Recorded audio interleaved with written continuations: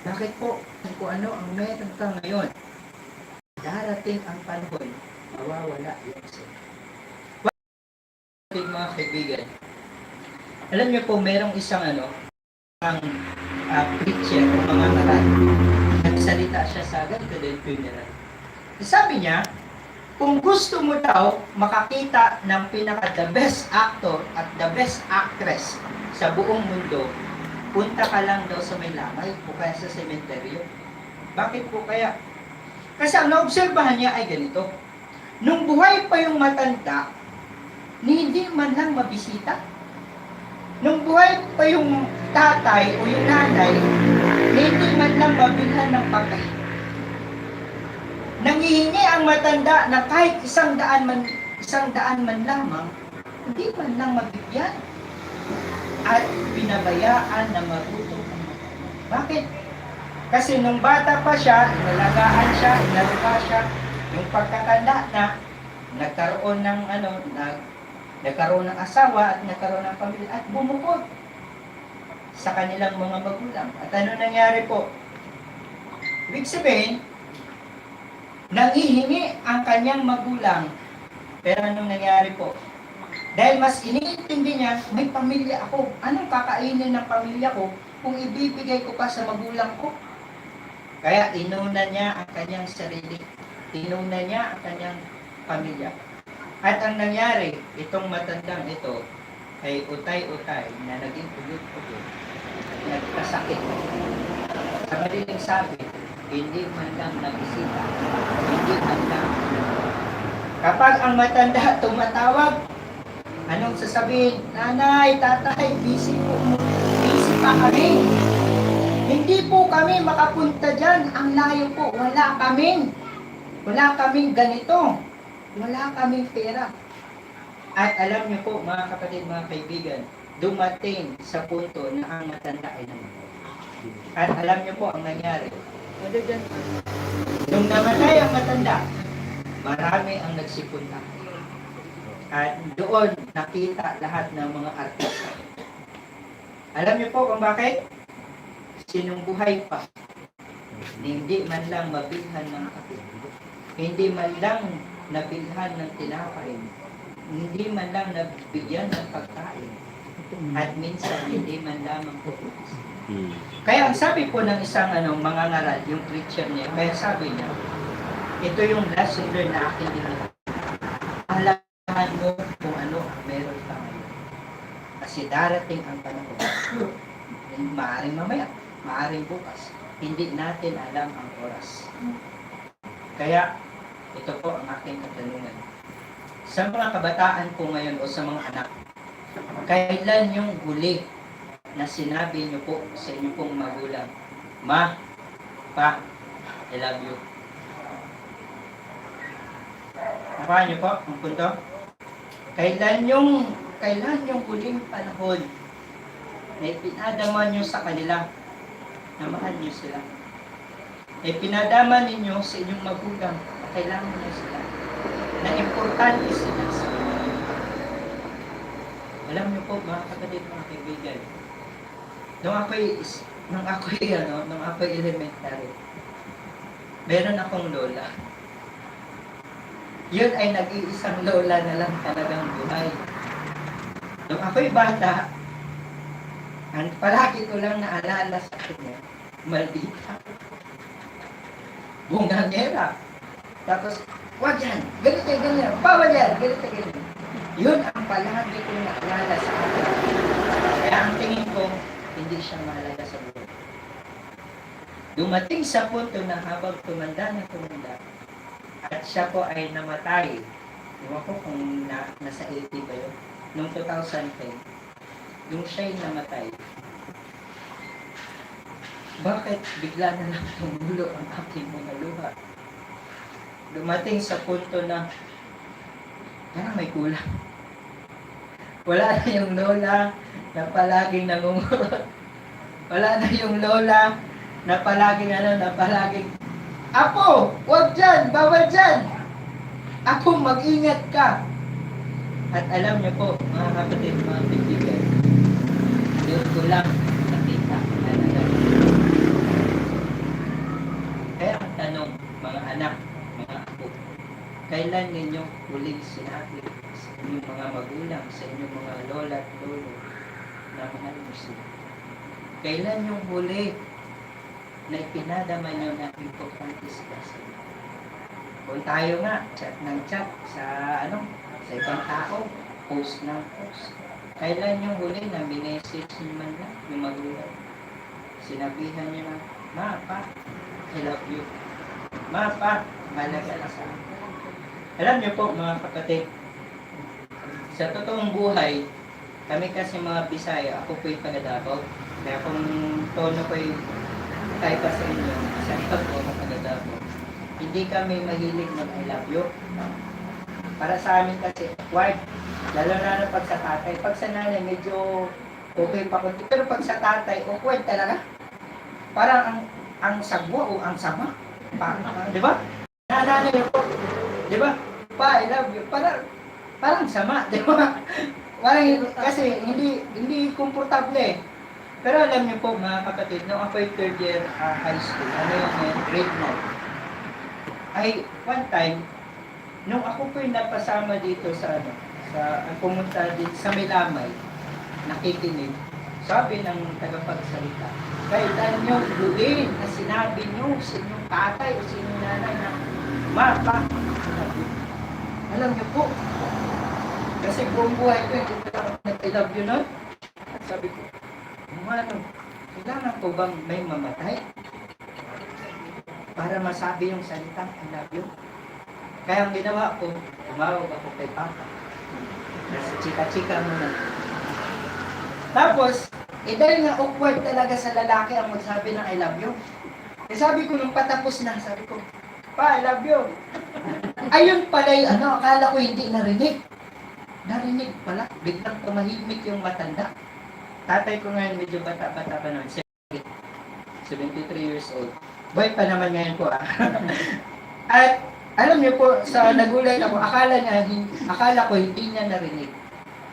Alam niyo po, for the first time in history, narinig ko din yung tatay ko na sabi niya, I love you, anak. Alam niyo po, ang pakiramdam, para bang kaya mong bumuhat ng isang di ba? Isang kabang bigas. Di ba? Sa sobrang gaan ng pakiramdam. Kaya ito po ang tanong mga nanay, mga tatay, mga lolo at lola. Kailan naman yung huling sinabi ninyo sa inyong mga anak? Anak, mahal ka ni Papa. Anak, mahal ka ni Mama. Sa mga lolo at lola, kailan nyo sinabi sa inyong mga apo o sa inyong mga anak na mahal mo sila? Tandaan natin, ang sabi ni Apostol Santiago, ang buhay ay parang isang singaw na sa sandaling panahon ay lumilitaw at maya-maya ay biglang nawawala. Naglalaw. Huwag nating hintayin na meron pang mawala, na meron pang mawala, para natin makita ang halaga ng isang tao. Mga kapatid, mga kaibigan, tayo po'y umiiyak ngayon. Tayo po'y nalulungkot ngayon. Pero alam niyo po, meron isang blessing. Kaya sa kabila ng kalungkutan na ating pong naranasan ngayon, na nawala po ang ating minamahal, meron pa rin blessing. Alam niyo po kung bakit? Anong blessing kapag may namatay? Kasi kahit ang lalayo, di ba po? Di ba tita? Kahit ang lalayo ng lugar, nagkakaroon ng ng reunion. Kahit na sa sobrang higpit ng oras, yung panahon, maglalaan ka talaga ng time. Pero nung pagbuhay pa, wala sa amin. wala man lang kwentuhan. Wala to sa amin. Di ba po? Kahit yung malayong pinsan mo na o kamag-anak, kung kailan lang may patay, saka lamang kung nagkakaroon ng reunion. Alam niyo po mga kapatid, mga kaibigan, ang lesson learned na dapat natin matutunan. Huwag natin hintayin na may mamatay. Saka lang natin masabi ang salita. Kaya po, sa ating pong pamilya, hindi naman po perfecto. Si nanay, nung nabubuhay siya, hindi naman perfecto. Marami din siyang kamalian. Pero ang importante doon, yung mga mabubuting bagay na kanyang ginawa. Yung mabubuting bagay na ating pong nakita. Yun po yung legacy na dapat nating tulakan. Yung mabubuting niya. Kasi hindi naman buong buhay ni nanay, masama ang ginawa niya. Nakita natin ang kanyang mabubuting. Kaya po mga kapatid, mga kaibigan, habang tayo nabubuhay, ano yung legacy or pamana na ating pong iiwan sa ating pong mga anak, sa ating pong mga apo. Alam niyo po, kapag ang isang tao, kapag namatay, kapag maraming dumalo, isa lang ang ibig sabihin niya. Alam niyo po ano ibig sabihin nun? Mahalaga siya sa mga taong lumang. Kapag ang isang tao namatay, walang nakikipaglaban. Ibig sabihin, hindi siya. Ay, maliban po sa pandemic. Naanaanan ko natin, maaaring naman sa, di ba, sa ano, pwede natin i-ano sa Zoom. Ibig sabihin po niyan, mga kapatid, mga kaibigan, nakikita natin. Kasi ngayon ay, minsan nga, yung iba nililibing na lang agad eh. Pero kung normal, sa normal na panahon, di ba po? Mas yung kahit na yung pinsan na, yung kamag-anak na. Kapag may narinig na namatay si ganyan, nagsisipin. Ibig sabihin, mayroong mabuting bagay na nagawa. Kaya tayo nandito ngayon. Kasi nakita natin ang kapatid. Pinapakita na dapat ating pahalagahan yung mga mabubuting bagay na ating pong yung panahon na nakasama po natin. Sabi po dito sa aking muling talata na nais kong ibahagi. Ito ay napakagandang talata na nagbibigay sa atin po ng inspirasyon. Ang sabi po dito ni Propeta Jeremias, ang sabi niya sa kanyang isinulat sa aklat ng Panagoy or Lamentation, sabi niya sa chapter 3 verse 22 to 23, sabi niya, "Through the Lord's mercies that we are not consumed, because His compassions fail not. They are new every morning, great is thy faithfulness." Ang sabi, kung ating pong tatagalugin, dahil sa kabutihan o sa habag ng Panginoon, kaya tayo po hindi namamatay. Sabihin, kaya tayo po nananatiling buhay hanggang ngayon, ay dahil po yan sa kabutihan ng Diyos. Sapagkat ang kanyang habag ay hindi po nagmamali. Ibig sabihin, hindi po nagbabago. Ang sabi nito, ito'y bago tuwing umaga sapagkat dakila ang kanyang katapatan. Mga kapatid, mga kaibigan, sa gabing ito, simple lang naman po ang mensahe. Kasi po ay napakinggan na po natin si Pastor kanina at napakaganda po ng message na ating po napakinggan. Simple lamang po ang aking pong iiwan. Tandaan natin na ang buhay ay napakaikli lang. Life is short. Napakaikli. Kaya kung may minamahal ka, kung may mahalagang tao sa iyo, pahalagahan mo na. Di ba po? Kung sa pamilya natin ay mayroon pong hidwaan, tampuhan, awayan, magpatawaran na. Kailan mo ba ang papatawarin po, di ba ate, no? Kailan ba papatawarin? Pagpatay na. Kahit anong sigaw mo, kahit anong mo dyan, iyak dyan, hindi na maririnig ka. Kahit sabihin mo, ay bumangon ka dyan, hindi yan babangon. Di ba po? Gaya ng ating pong napakinggan, nasa sermon po kanina. Pinapakita na kahit sa kabila na ang buhay ay napakaikli lamang, pahalagahan natin ito. Ang importante po ngayon, tayo pong nabubuhay na natitira sa mga oras nito. Yung mga kamag-anak natin, o mga magulang natin, o mga kapatid natin, o kaibigan natin, na hindi natin kasama ngayon. Maaring mamaya, pagkatapos kong magsalita dito, pwede nyo na, may cellphone man po kayo, di ba? Pwede nyo namang tawagan. Naalala ko, nung kami po, kasi ako po ay taga Davao at ang mama ko ay nasa Maynila.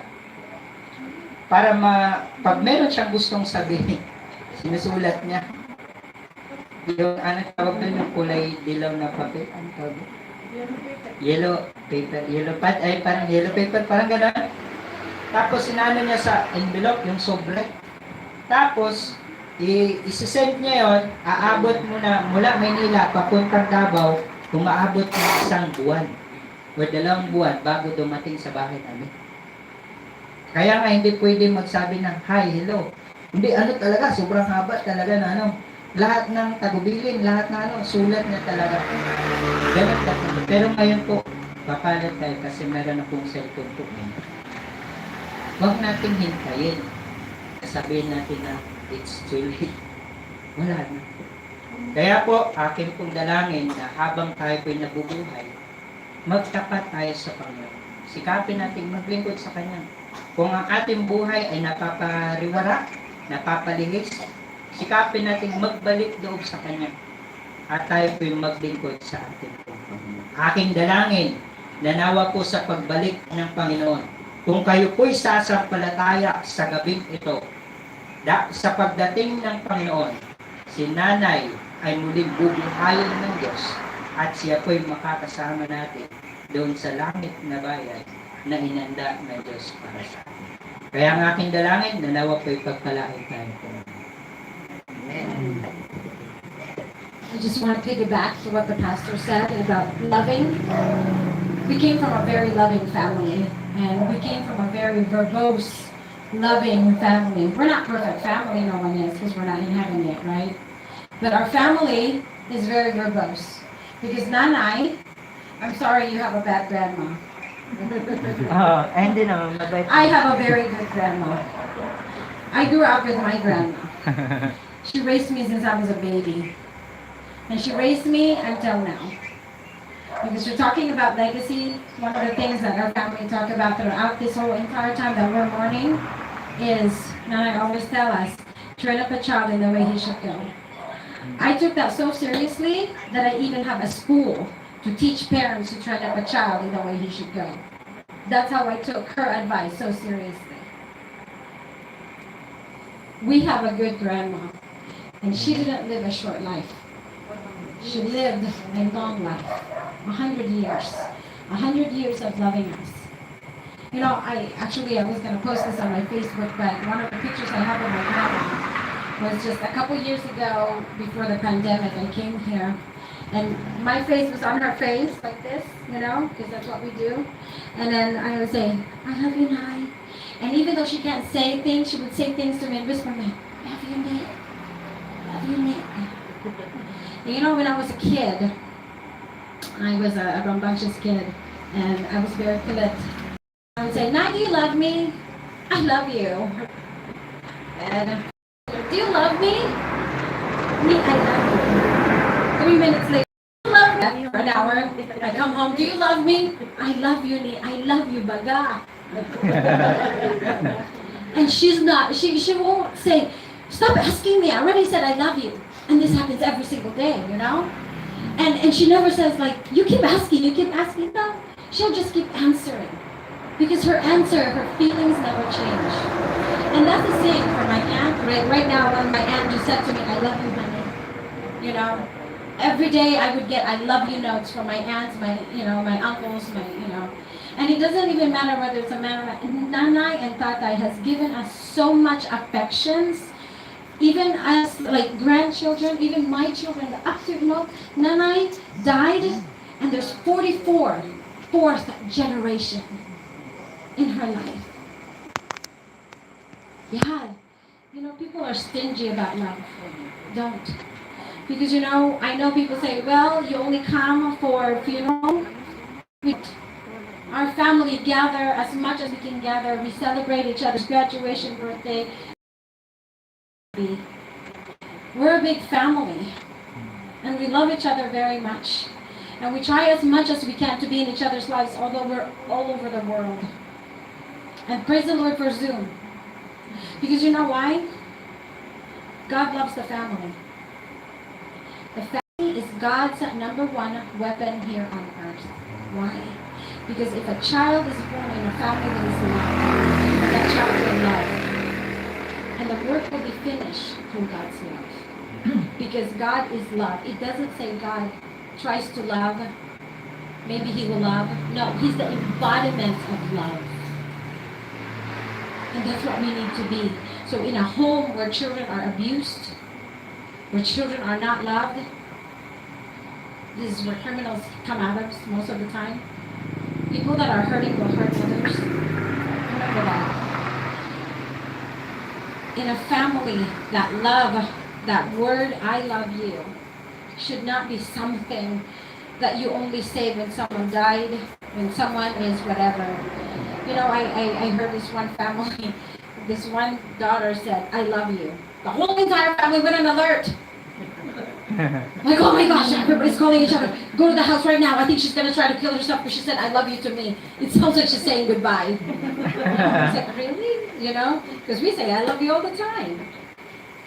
You know? And even when we're angry with each other, we still say, I love you. We may not say sorry, but we say, I love you. You know? And this is the legacy that Nanay and Tatay has given us. And, you know, we are looking back at the memories and the memories and the memories. And, you know, at each one of us, especially us who's older, right? We made mistakes in our lives. And every time we make a mistake, you know who we run to? Nanay's house. And she doesn't say anything. She doesn't judge us. See, you should have done that. And she says, it's going to be okay. Give it some time. I love you. We're here for you. And so you sit there and you just watch TV. And you just kind of wait until your mistakes go away somewhat or another, or you find a solution to it. Or you're strong enough to face the consequence of what you've done. Because you know that Nanay and your parents are going to be there standing up for you. Life is hard. Life is hard. For me, right now. It's like what I told you guys before. I've gone through low points in my life and tough points in my life. But Nanay was always there to pick me up. She was the low point. And it was okay for her. Now I'm on my low point of my life, and she's not here to pick me up. So I'm at my lowest point. That's okay. Because I know that my aunts and my uncles, my cousins, and our fourth generation, they're all here. They never miss a night. Every single night they're here. They love Nanay as much as Nanay loved them. We are not bereaved of our first generation. We only have our second, our third, and our fourth, and the legacy must go on. The legacy of love that Nanay and Tatay has planted in us, and we're here every single night. I didn't come here to represent them because they don't need representing. But I do carry the love that they have with me here in this house. This is our ancestral home. Nanay thought I built this home. It didn't look like this, but it somewhat. It's still lying on its original foundation. When Tatay died, Nanay said, there's no place like home. She loves Pinamalayan. This is her home. So, what Nanay wants, Nanay gets. So Auntie Grandma made a house for her that's really nice and beautiful. Put together, the rest of the siblings put together a staff to take care of this one woman. Made a garden, made sure there's a transportation, make sure that her life is happy in these last days. And for 12 years, she lived here. 12 happy years. And then her other wish is that when she dies, that she will lay to rest next to Tatay, which is in El Cajon in California. And that's what I'm here to do. Because as part of my family, I'm going to make sure that Nanay gets to go home to Tatay. Because what Nanay wants,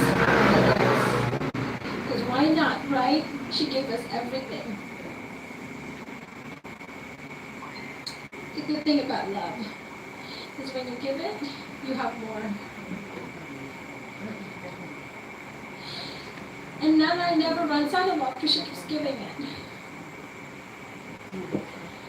And I hope someday we get to come together in this house again as a family. The way that we were when we were younger. My oldest cousin Jojo also grew up in this house. Cheryl, Dodong, and Vincent, you guys know, also grew up in this house. My other cousin get to visit this house, you know.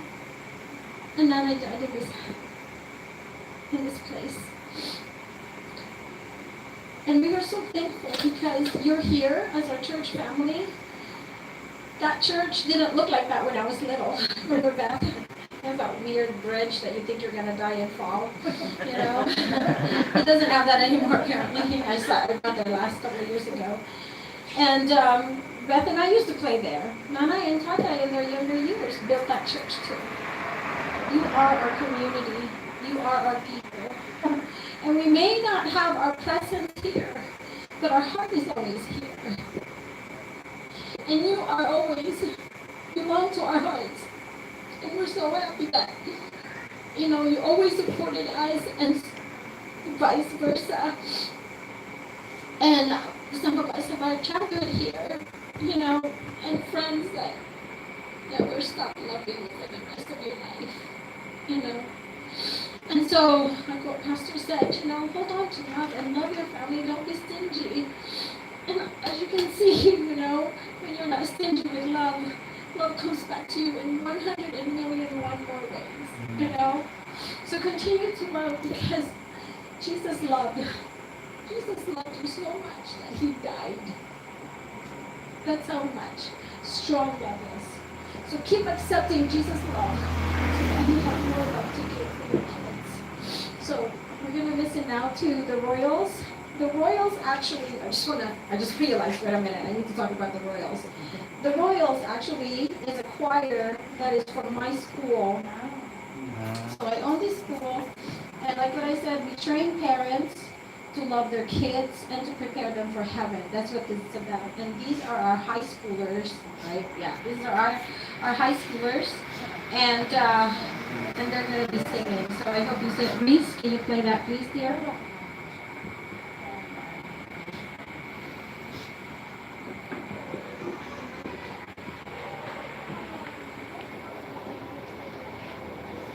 Can you guys see it? I'm sorry. It's like so tiny.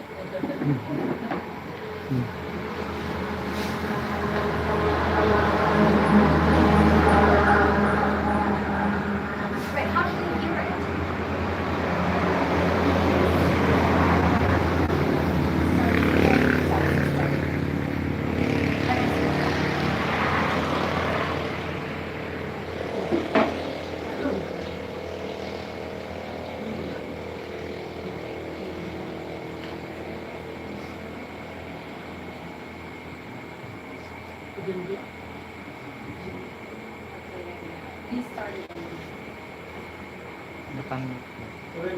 You don't have a second. Reese, we can't hear it.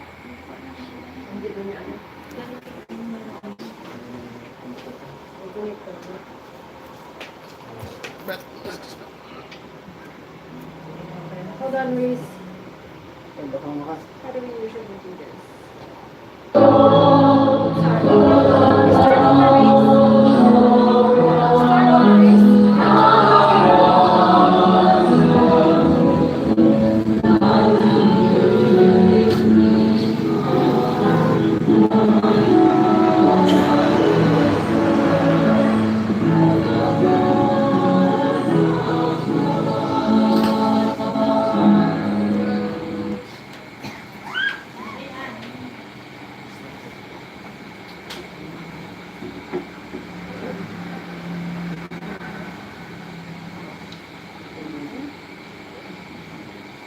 So when I say, Reese, can you do that? It's because Reese is in Cavite, and he's my tech team, so it's not like I'm talking to to my angel in heaven or whatever, okay? It's like he can hear me through this, and he's controlling the stuff, okay? Because I was like, Reese.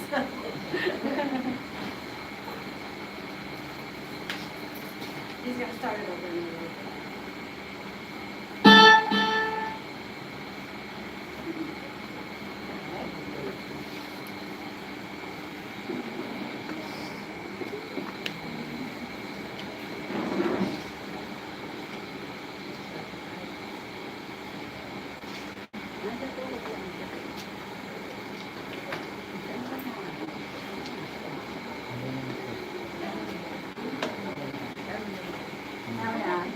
down now.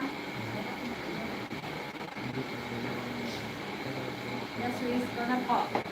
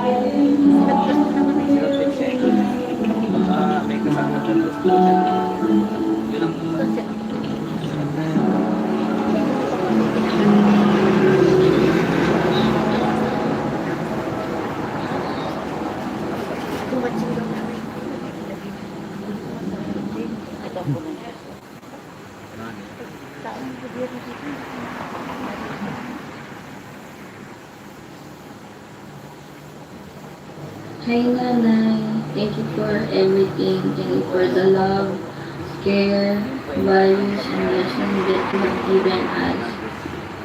I will always treasure every moment that we had. And I love you so much. And we will miss you, Nanay. We will always remember you, Nanay. We will honor your memory with the way that we love each other and put our family first. Thank you for all the memories. Until we meet again.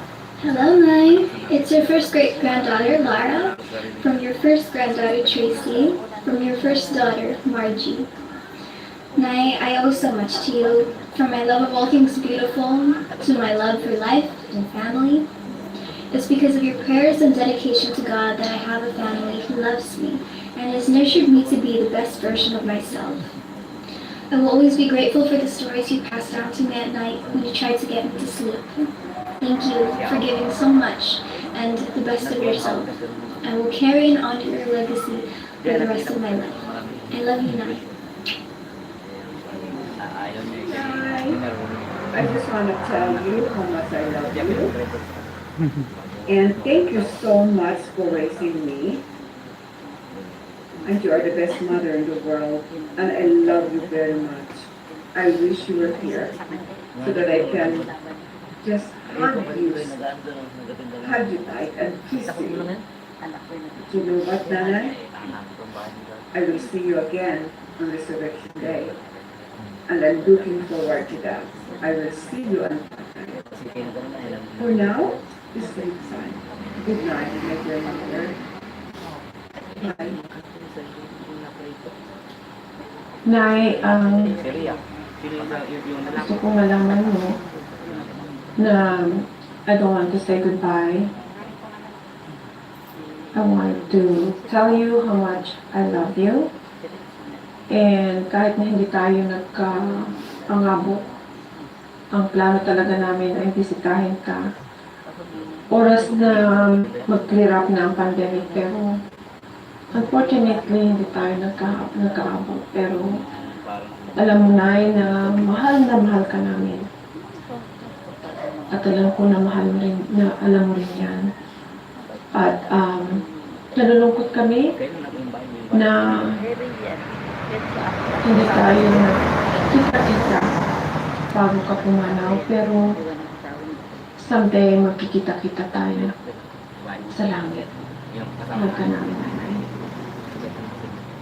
Nanay, maring wala ka na sa amin dito physically, but your spirit will always be with us forever. Sayang ng 2019, papunta sana kami dyan para dalawin ka, kompleto kami sa ticket, maglahit lahat, kaya lang nagka-COVID-19 at nag-lockdown, so hindi tayo nagkita. Nakikita ko na ngayon na magkasama kayo ng tatay, maligayat na kami looking down upon us from heaven. Hi, Nanay. I am Lucas. I am your great-grandchild from Tracy. I'm the first, I'm the eldest son. I am the third child, Dylan. I'm the fourth child, Daniel. I'm the fifth child, Vinyet. I remember when Nana was living with us and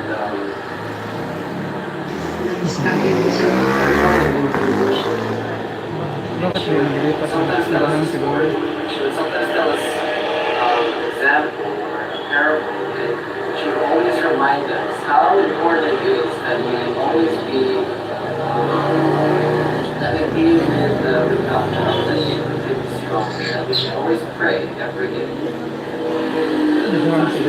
Soon, and we have a photo shoot with Nanay, and all of us would do a picture with her. Remember those times. Love you, miss you. See you in the morning. Kung makatulog siya, parang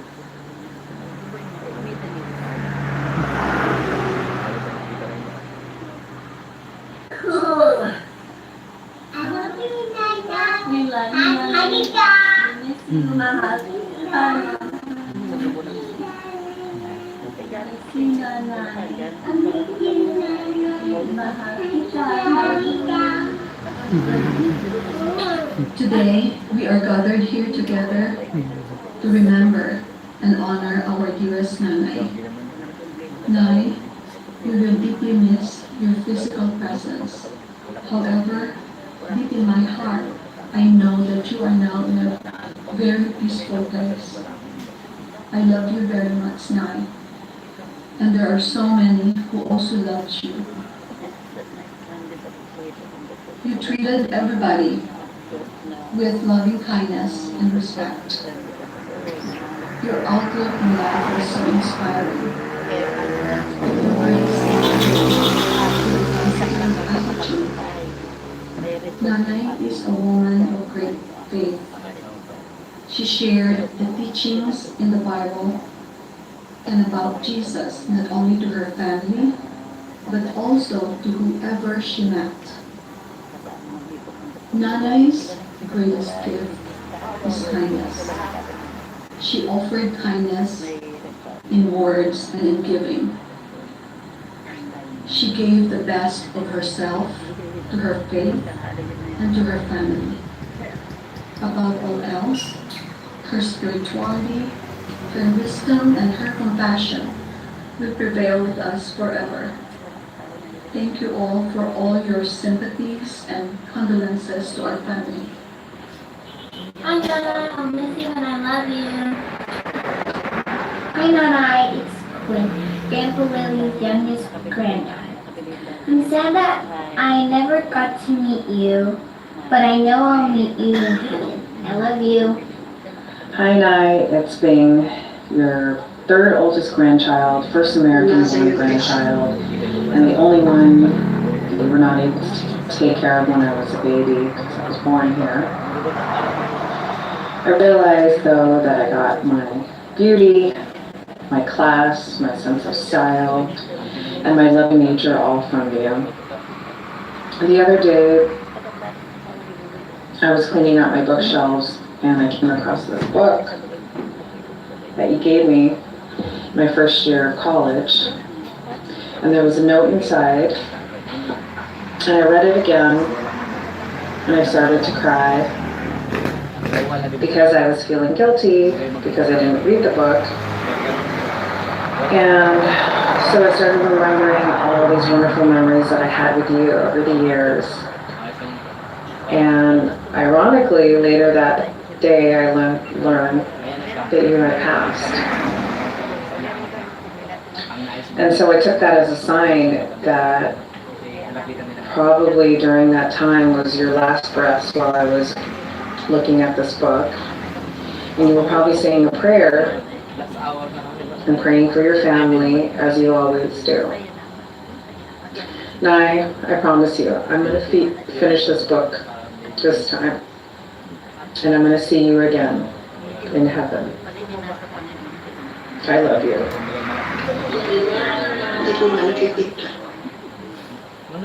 We hope and pray that someday we will meet Nanay in the city that we are going to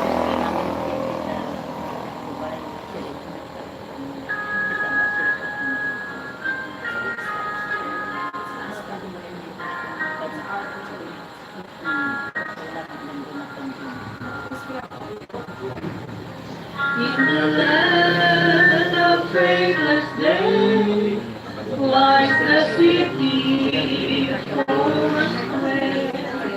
We shall never pass away, and there is no night there. God shall wipe away all tears. There's no death, no pain, no fear. And they come that I hear, for there is no night there. All the gates of pearl are made,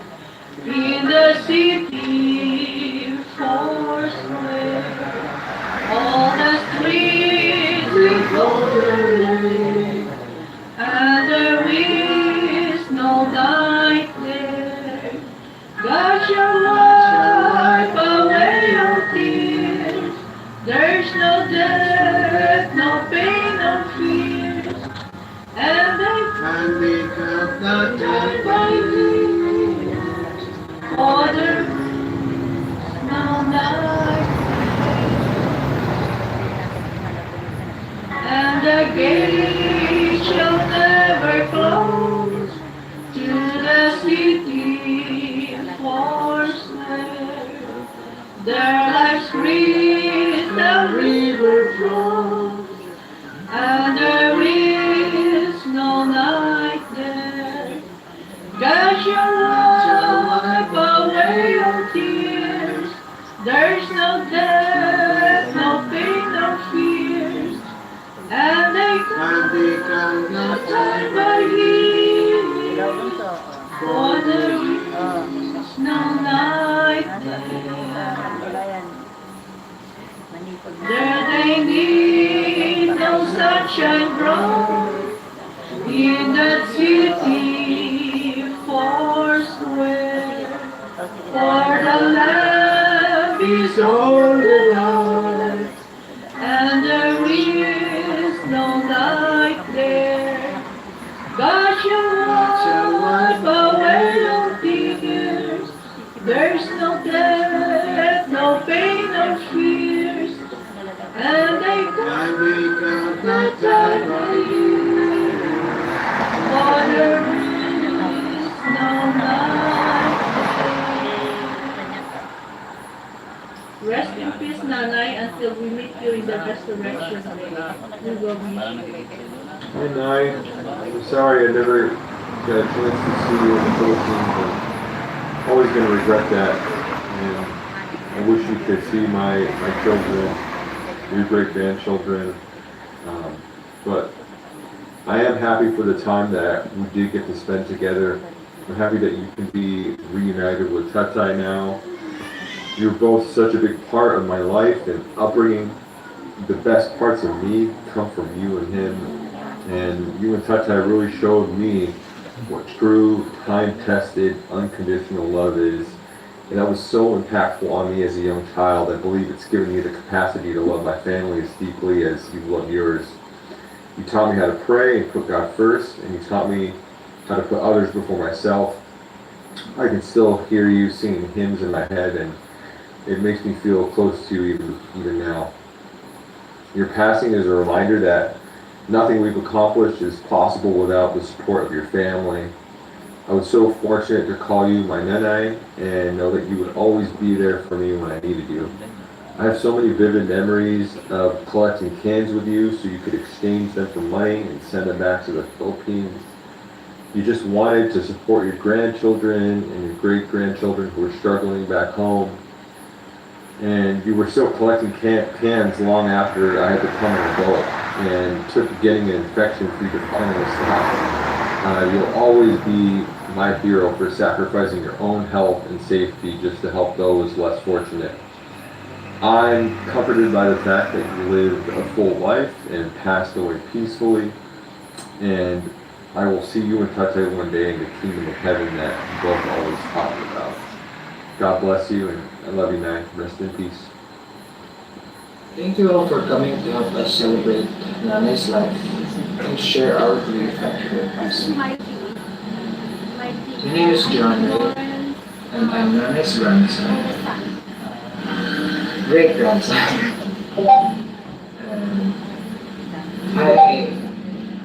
I shared my life with Nanay, and she came to Portsmouth. That's the first time we met her. I met her. And after that, I went to Mindoro. We also went to Mindoro. And then we parted ways there. I went to Cavite, and Nanay was in Mindoro. But then, years after that, Nanay stayed with us in Cavite for 2 years. Then after that, she went back to Mindoro. When I think of Nanay, it's like though she aged, her heart, perhaps like she's still young. The way she talks, the way she dresses, the way she puts her lipstick on, and she has one, and her perfumes, especially her smile, her flowers.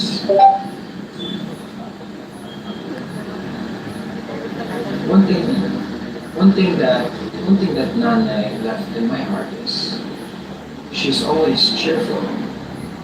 Though, though times, though times were, though times were sad, she's like my confident.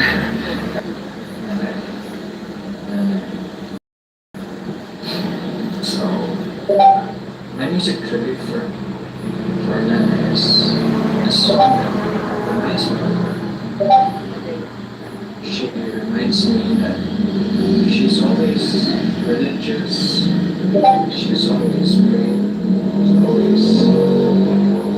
she's always looking for a way to worship God. And what I know is she would really want us to love Jesus more, which comes to this part. My song is really love Jesus more.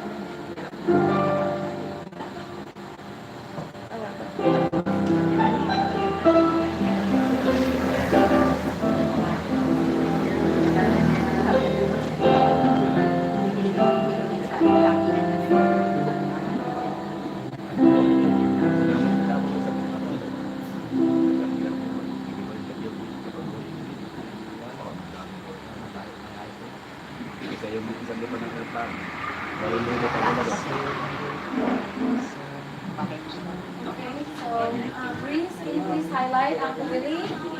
Or maybe Uncle Frankie first. Uncle Frankie, are you ready?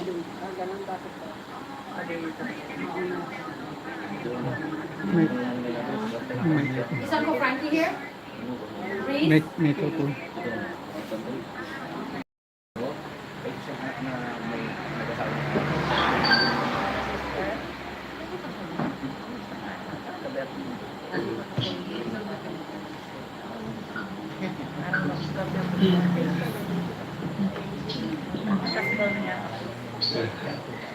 Reese, can you highlight Uncle Frankie?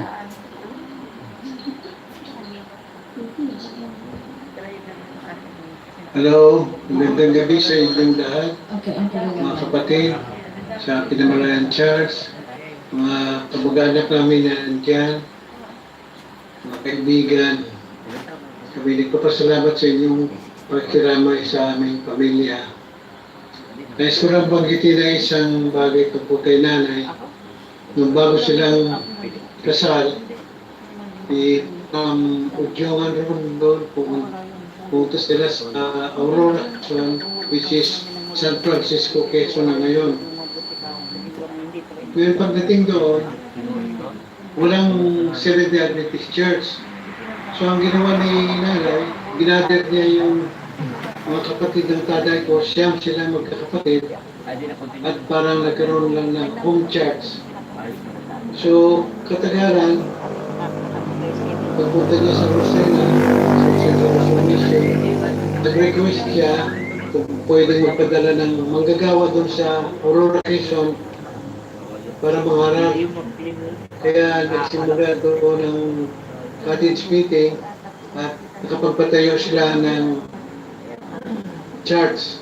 Kaya yung church ngayon sa Aurora, Quezon o San Francisco, Quezon na ngayon ay isa si nanay sa mga pioneer na nagkaroon ng initiative upang magkaroon ng church doon. At yung mga kapatid ni tatay doon, naging Seventh Day Adventist.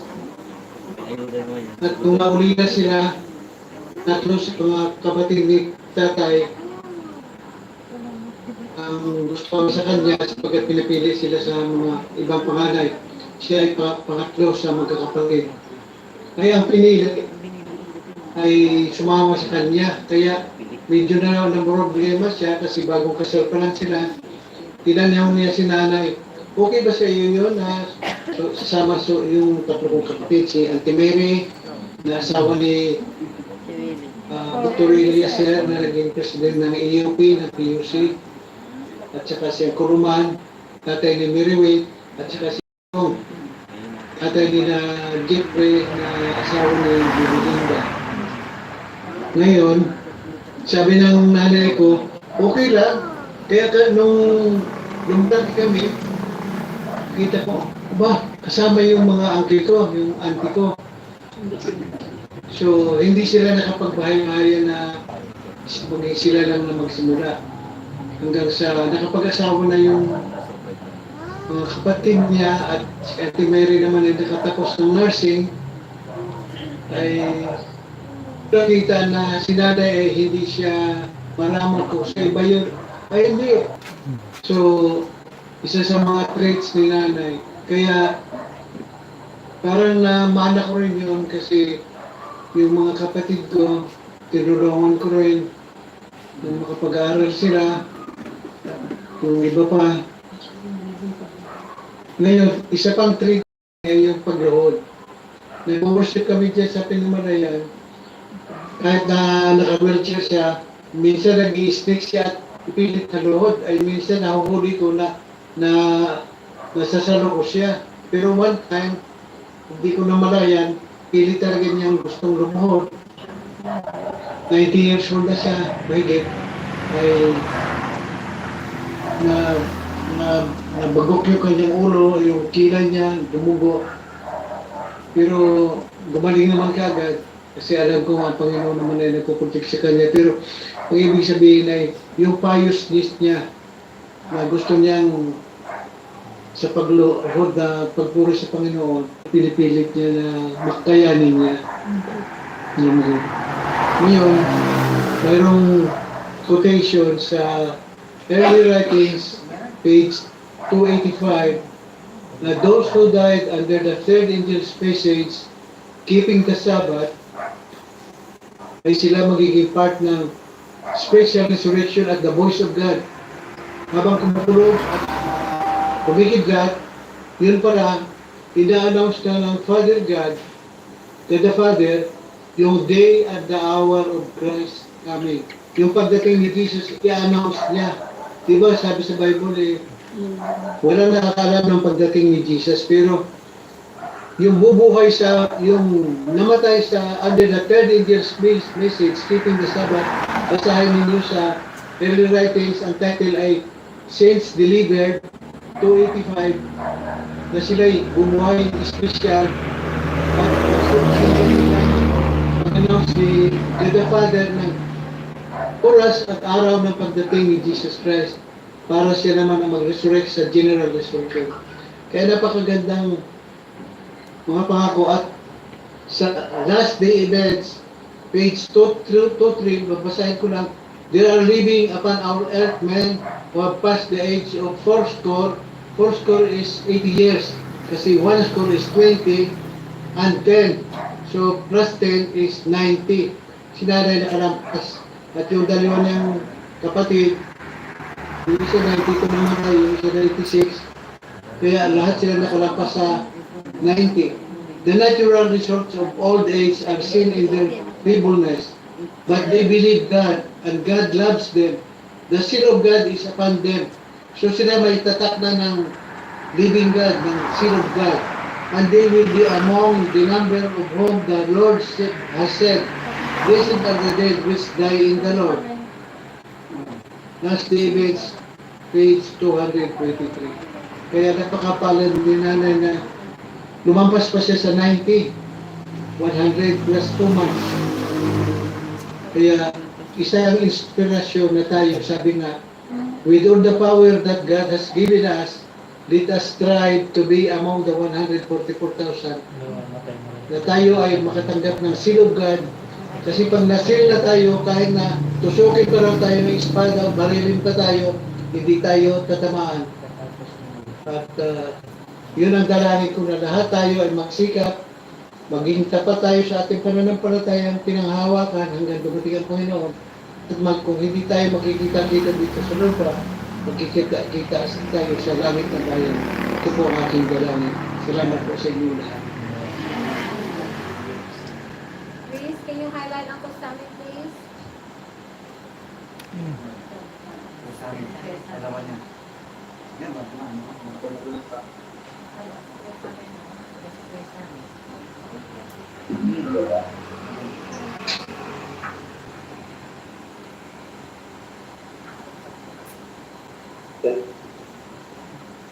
We can hear you.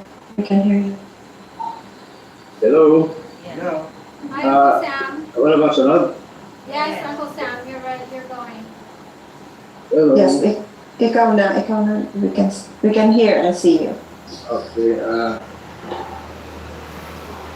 Magandang gabi sa inyo mga kapatid, mga kamag-anak, mga kapitbahay, mga kaibigan sa Mindoro. Kala ko'y makarating ako dyan noong Monday, pero nung ako'y natauhan na pagbalik ko dito ay 10 days akong mapakwarantina sa hotel. At dyan naman sa Pinamayan ay 14 days. So 24 days ako lahat-lahat na almost 1 month. Pero parang kayanin. Siguro maintindihan din ako ni nanay na sa ulit pagkakataon ay hindi ako nakaratigan. So napakalupit itong nangyayari ng pagkakulan sa panas. Na ito'y panukala niya na ikulong ang mga tao. Pati yung religious gathering ay lilimit niya. At patuloy yung labanan, kung babasahin natin yung Greek 20:6, patindi ng patindi ang labanan between Christ and Satan. So may mga 2 years akong pinulong na dalaw ang sinanay, yung buhay siya. Pero napigilan ako at kahit sa huling sandali ng kanyang buhay, ay gumanda ako na nakarating. Kung napakalungkot. kung nangyayari ngayon sa sanlibutan. Pero alam natin na kung sino ang pasimuno nito nangyayari sa buong mundo. At talaga siya ay abala-abala sa kanyang pag-ipagbaka sa Panginoon dahil sa kanyang panahon ay malapit na. So, ang memory ko kay Nanay ay nung mga 1950s, siguro mga edad ni Nanay noon ay mga 30s lang siya. At kami ay nananirahan sa Sipaco, yung farm ng tatay doon sa Sipaco, mga 4 kilometers from San Mariano sa National Highway. At doon napasaya ng buhay namin. Si tatay ay araw-araw nandun sa farm, nag-aarado siya. At tinanay bilang isang mabait asawa, ay nagluluto siya ng merinda at pinasigan niya ng pagkain, merinda ng ating tatay. So, masaya ang buhay namin doon sa bukid. Sa gabi naman, ay maaga kami matulog si Bukid. At ang anak niya noon ay parang 3 pa lang kami, si Mami Willie, si Marty at ako. At dyan si Margie ay nag-aagawan kami magtulog sa likod ni Nanay. So, ang ginawa ng ni Nanay, mag-schedule kayo ngayong gabi sa amin, bukas sa kanila. Doon yung aming napagkasunduan. So kung nung panahon din na yun, nakikita ko na very simply yung maboy namin. At yung 4 kilometers na mahirap ang daan, ay minsan nagkaroon siya ng hemorrhage. Ay nung panahon na yun ay malayo ang kalapang magbiyahe, kaya dinala siya sa Udyungan Humblon. Actually sa hospital ng Humblon, mula sa Sipaco ay dinisingalan siya ng 2 tao na nagkakilig siya hanggang sa nagala siya sa Udyungan. Matagal din siya doon na nanatili at ang panalangin niya, Panginoon, bigyan niyo pa ako ng mahabang buhay. Nais kong magabayan itong mga anak ko na sila'y lumaki at pinapangako ko na sasanayin sila na may pagkatao.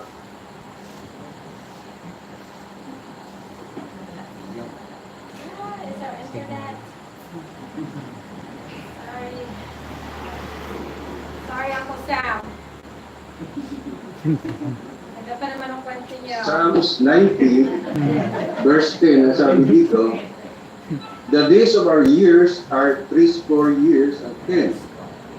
And if by reason of strength, give it 80 years. So, magiging 8.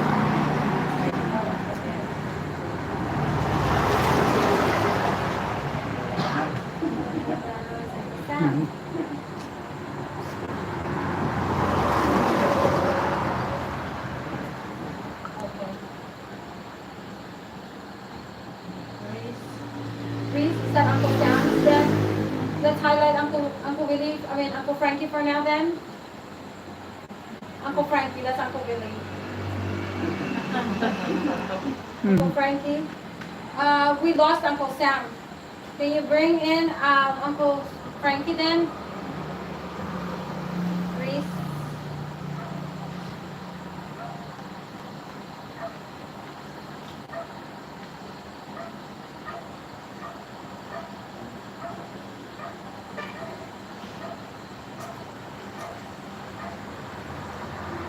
Hello, sorry na nawala ko sa tanong ka.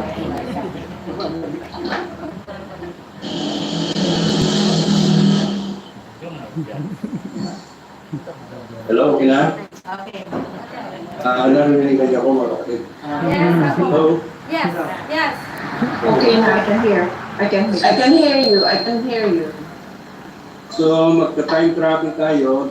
So, from Sipaco, nag-move out kami ng San Mariano pag kami nag-aaral na. Malaki ang simbahan ng Adventist Church sa San Mariano, mga kapatiran doon. Hanggang 1963, Alam ko na talagang pag Merkulis, Biyernes, puno-puno yung bahay namin kasi may mga kapatiran kami, may mga kamag-anak nasa mga malalayong barangay. At kaya puno-puno yung bahay namin. Hanggang sa 1963 ay tinanggap ni tatay yung cooker sa kanya na maging manager siya ng singer sewing machine sa Pinamalayan. So another adventure na naman, kami ay 6 na magkapatid.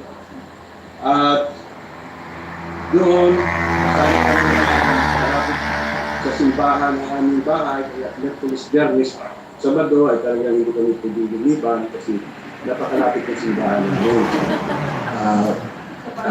sa San Mariano. Paglipat namin ng Pinamalayan, nalungkot si nanay kasi wala mga Adventista at wala rin simbahan sa Pinamalayan, 1963. So, nagkataon naman, nung pagdating namin doon ay si Brother Castillo na taga-Banso, famous na Liman, ay mayroong temple yan sa Quezon Street. Yung location ngayon ng tower dyan ng PLDT na dyan yung tulga ni Brother Castillo. At pag sa Sabado kami sumisimba, sa bahay ni na Brother Carding na isang building shop, yan naman kanto ng Quezon Street, harapan kami. Yung ngayon ay Starcraft na sa likod ng bahay. So doon nagsimula na pagkatapos ng tulga ni Brother Carding, Brother Castillo, marami ang nabigyan.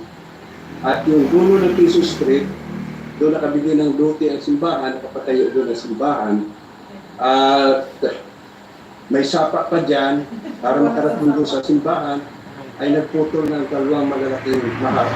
Taas na pulot ng kaho, ng new, at yun ang ginawang light. So, yung pais ngayon, yung school ngayon na malapit sa sapa, nandiyan yung location ng simbahan ng Pinamalayan. At masigla din kami noong panahon ngayon na ako naman ay second year. Yung kuya ko ay college siya sa Maynila. Kaya nagdilit pa yung mga kapatid ng babae, mga military pa lang sila. Kaya itong Sabado na pakasaya namin doon sa simbahan. No? Na nagpapulong-pulong hanggang sa pagkalipas ng maraming panahon, 1984, ay naging matanda sa Iglesia Pinagigyan sa Pinamalayan.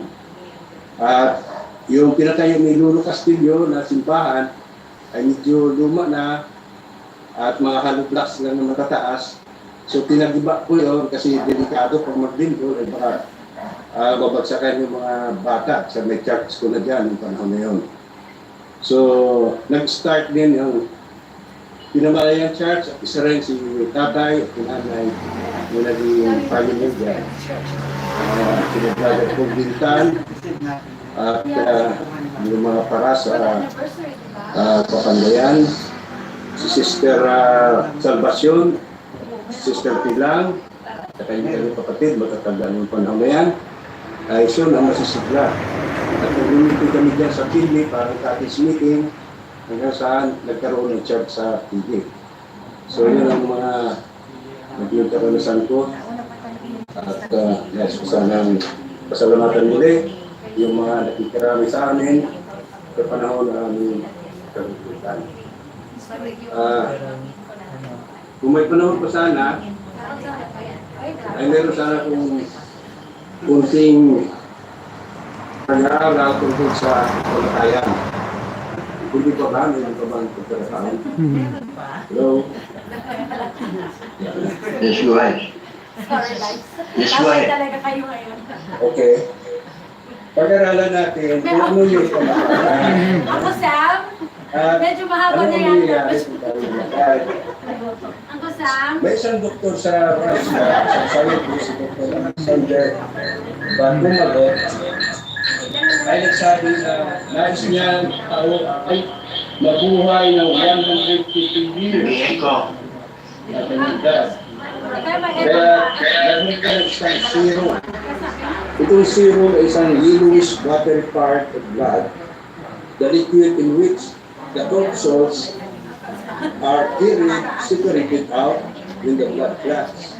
Itong serum na ito ay design na i-retard o tigilan ang pagtanda ng katawan natin na nakakinig sa ating mga tissues. So ito yung plano ni Dr. Alexander Bagumulits. Subalit ang doktor nito ay namatay sa edad na 64, kulang ng 86 years upang abutin ang ninanais niyang edad na 150 years old. So hindi natin maunawaan ang misteryo nitong buhay at kamatayan. Ang komisyon sa paksa na ating tatalakayin ay hindi mangyayari, hindi mangyayari sa buhay na otoridad. Dahil sa wala pa namang namatay na tao na bumalik. So ang tayo nating paraan na malaman natin ang katotohanan ay sa pamamagitan ng salita ng Diyos. Una sa lahat, ano ang likas ng tao? Ano yung nature ng tao? Ano ang sinasabi ng banal na kasulatan? Sa Job 4:17, ang sabi doon, maaari bang maging matumit ang taong may kamatayan sa harap ng Diyos? Maaari bang maging malinis ang tao sa harapan ng kanyang lumikha? Sa English, ang sabi dito, shall mortal man be more just than God? Shall a man be more pure than his maker? So, ang salitang mortal, sa dictionary, ang ibig sabihin ay, pag ganito, ay subject to death. Kung mortal tayo ay may kamatayan. At ang kabaliktaran nito, yung immortal ay not subject to death. Walang kamatayan. Pag tinatawag na immortal. So, lahat nakaanib ng sangkatauhan, tayo lahat, human family, Uncle Sam, excuse me. na hindi kasi ay may kamatayan. Never mind. Walang sinumang tao sa balat ng lupa na may kapangyarihan mabuhay ng walang hanggan. Kahit sino pang pinakamayaman ng tao. Kahit na si... Manong Sami? Manong Sami? Manong Sami, attention please. Manong Sami, attention please to Tracy.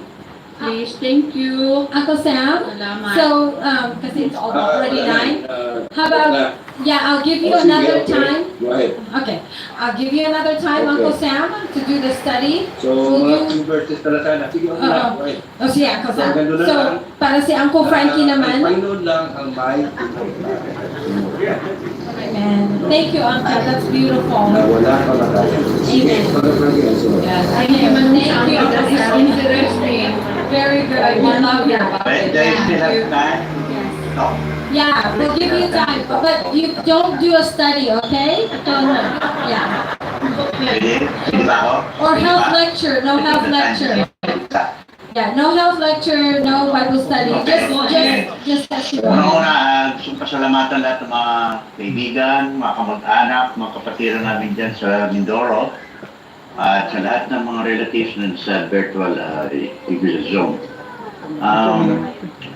Alam mo, isa sa pinakamasakit na pwede mangyari sa isang anak o sa mga anak ay mawala ng magulang, lalo ng nanay. Si nanay is a gift from God. She is a godly woman. She is a strong woman. She has so much beauty, grace, love, and patience. At siya ay very loving, caring woman who always ready to give a helping hand. Hindi lang sa kanyang pamilya, kundi kahit sa mga ibang tao. Pag may mga kapitbahay kami nagkakasakit, pupunta agad dyan. Dala yung kanyang mga herbal, like marvelous herbs, mga efficacent, something like that, para tulungan at bigyan ng simple remedies ng mga taong ito. And I know for certain that we will never lose her. Nanay will live an indelible imprint in our memories. At isa pa, si Nanay ay napaka-spiritual. Naalaala ko na aming impact sa buhay ko ang binigay ni Nanay sa akin. Nung ako ay nag-aaral pa ng medicine, sinabi ko, may mga nililigaw na ako, may naging girlfriend ako, pero mga hindi Adventist. Sabi ko na, Nanay, ano ang mapapayag sa akin sa pag-aasawa? Sabi niya, do not be unequally yoked with unbelievers. Mag-asawa ka namin pareho ng kapanakutan, Adventist. At sinunod ko yun. At tama rin naman talaga kasi hanggang sa mga next generation ko, mga anak ko, Adventist pa rin yan din ang sinasabi ko sa mga anak ko. Nung kami nagkaroon ng medyo, alam mo, lahat ng mag-asawa nagkakaroon din ng stormy relationship. Almost to the point na kami ay maghiwalay na ni Vinya. Tumakbo ako sa Amerika, kasama ko yung dalawa kong anak. Si Adrian, maliliit pa yun, saka si Gabriel. At gusto ko na mag-file ng divorce. Pero si Nanay, ayaw na ayaw. Galit na galit pa sa akin. Sabi niya, palaging nasa Bible ang kanyang binibase. What God has joined together, let no man put asunder. Sabi niya sa akin, umuwi ka sa Pilipinas, buuin mo ang pamilya mo, magsama ulit kayo ng asawa mo para may blessing ka. Sinunod ko yun dahil alam ko na dapat sundin ang magulang para may blessing. At si Nanay ay, nung nasa Brooks, alam niyo yun, tama yung sinabi ni Mikey na namumulot ng laptop, pupunta kami sa Ambit, namimili ng mga second hand ng mga at binibinta niya, umuwi siya ng balikbayan sa Palawan. At yung napagbintahan na yun, napakalaking pera pa rin ang kanyang ni-share para, alam niyo sa Palawan, walang simbahan doon eh. So, doon na kami nagsisimba sa may Aplaya, doon sa maliit na kubo ni Brad Tuto, at doon napagawa ng simbahan. So yung simbahan ngayon sa Brooks, first ever na nagkaroon ng Seventh-day Adventist Church sa Brooks, ay napakalaking factor doon si Nanay at si Tatay. Nag-contribute sila ng kanilang pera at napagawa ang simbahan. So si Nanay is always the light, a light, no? Sa mga iba-ibang tao. Sabi nga sa Matthew 5:16, let your light so shine before men that they may see your good work and glorify your Father in heaven. Kaya marami mga apo, mga kapatid, mga kaibigan, nagsasabi na si Nanay talaga ay malaking imprint. Kung ba hindi na natin mabuburay, indelible ink sa memory natin na iniwan. Kaya umaasak ako na tayong lahat, panalangin natin na bago sa pagdating ng Panginoon, there will be a grand reunion, makakasama ulit natin ang ating mga mahal na magulang, lalo si Nanay at si Tatay. Bago magtapos, meron ng isang kanta si Nanay dito na favorito niya, gusto ko lang ulitin sa inyo. Ang title ay No One Ever Cared For Me Like Jesus. Kaya kahit mag-isa rin si Nanay doon sa Mindoro, wala kayong anak, sabi niya hindi siya nag-isa, dahil palagi niya kasama si Jesus.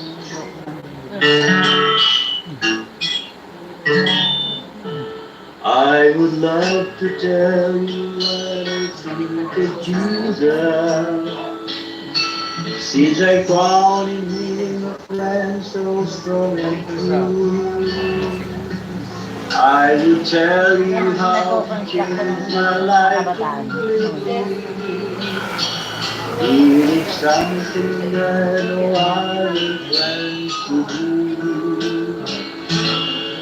No one ever cared for me like Jesus. There's no other friend so kind as me. No one else could take the darkness from me. Oh, how much you care for me.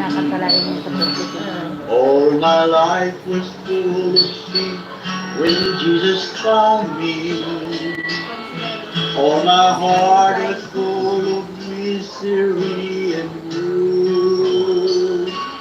Jesus placed His strong and loving arms around me, and He lead me the way I should go. No one ever cared for me like Jesus. There's no other friend so kind as He. No one else could take the sin and darkness from me.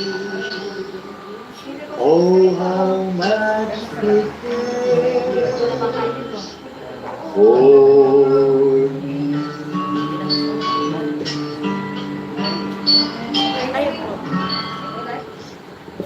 Maraming salamat sa inyo lahat at God bless. Thank you so much, Uncle Frank. That was so beautiful. Really appreciate that. And so, actually, Uncle Sammy, a lot of the people here are so appreciative of the history that you told about the Adventist Church here in Pinamalayan, because a lot of them.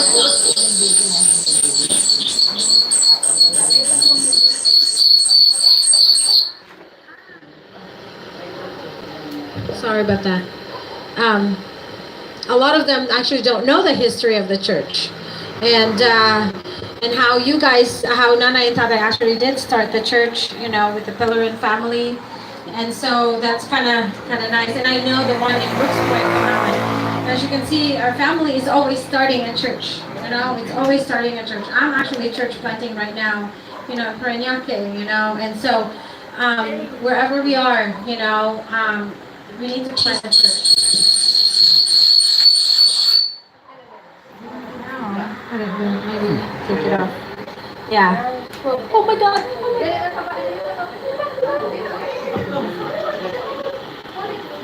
Somebody help me.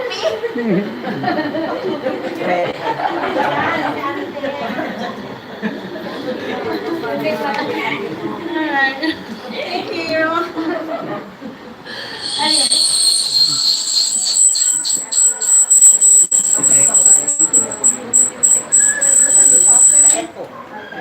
Anyway, so I just want to say thank you so much to my uncles who hold a lot of history. So if you guys are interested in your church, talk to my uncles because they know a lot. Our family, as you can see, Nana and Tatay are always, starting a church and doing things. And I know, like me and Beth were like, oh yeah, I remember that, when the church used to be like that, and Beth and I were little girls, and like Ricky and I were just talking about that too today when I went to go see him. I didn't know he worked there, and he just works there. I've been here for 2 days. But anyway, it's a legacy. It's a legacy of love. So Nanay, today you guys learned that Nanay did not just love us, he also loved the church. Okay? So I think it's closing song. Who's our... We will sing closing song. Yeah. Who's the closing? This is for you, Trace. I remember those days. pag si Tracy ay nakakapuna ng mga ganong music, hindi magkaintindihan. Okay. For our closing song po, let's sing When We All Get to Heaven. Nice. Wala na pala.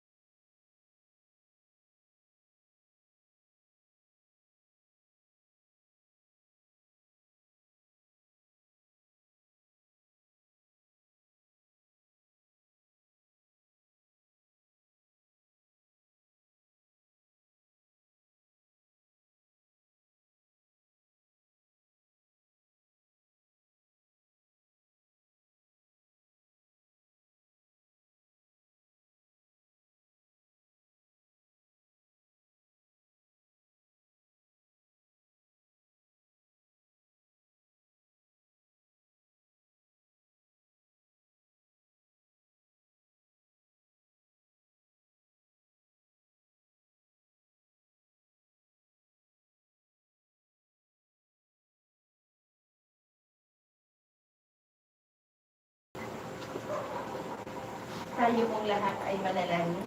Ama naming banal, Diyos na makapangyarihan ako sa lahat, ang patuloy na papuri po ay aming ibinibigay sa inyo, sapagkat meron kang anak na nawala dito sa lupa, pero naging halimbawa siya sa aming pagtitiwala sa inyo, na alaala lagi namin, Panginoon, ang kanyang iniwang mabuting mga pamamaraan upang kami laging nasa iyo, Panginoon. Isangguni namin ang lahat ng mga bagay sa iyo.